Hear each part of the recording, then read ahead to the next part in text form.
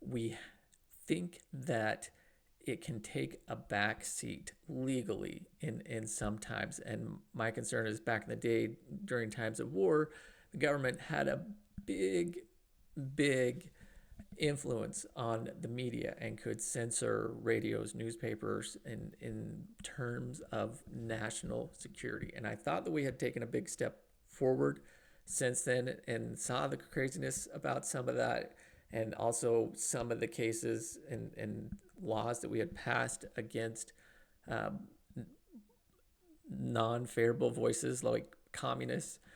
And but now it seems like that again the First Amendment can take a back seat according to this law, and it's essentially pulling the plug of tons, millions and millions of content creators. So that's my big concern with it is it's not just a Chinese company now, it's a hybrid Chinese American company. And I think they could have done some less intrusive ways of um, concerns about data going over to China and could have created a means where the data stayed in the United States instead of got shipped over to China. And most of the government officials think that this is a good thing. They're all on board, but the concern is that this is more of a political ploy because they have pockets of American social media companies, both liberal and conservative, telling them that, hey, we want this out. So, because TikTok is taking money away from these other social media companies. So, I'm concerned that this is more of a political issue and less of a national security issue. But also, we have to look at the rights of all these Americans too, and not just First Amendment rights of TikTok, but everyone. And I don't think that's getting a hard look at either. And TikTok is unique. And if you think that other social media companies aren't controlling the narrative, then you're kidding yourself.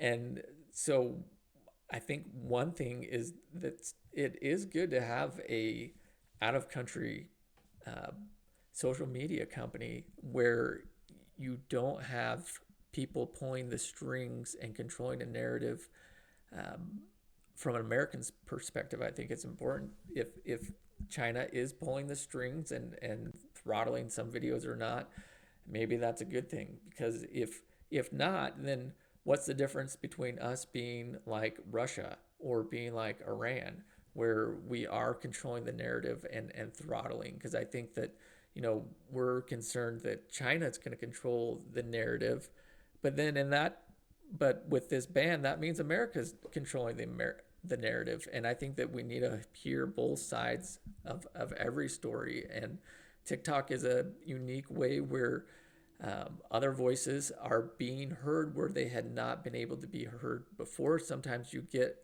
news sources from TikTok that the national media never picks up.